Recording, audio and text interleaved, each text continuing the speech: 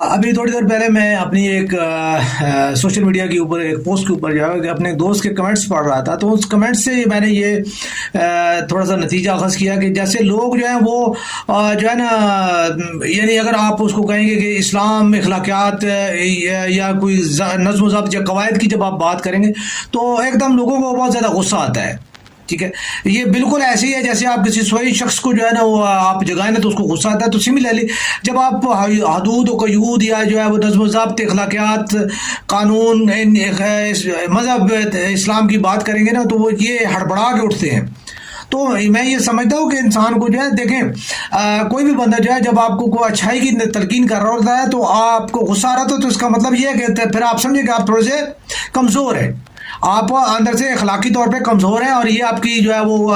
کمزوری جو ہے وہ آپ کو ابھار رہی ہے. آپ کے اندر کا شیطان جو ہے وہ آپ کو کہہ رہا ہے کہ نہیں یار، یہ مطلب ہے نا، یہ بندہ جو ہے نا خود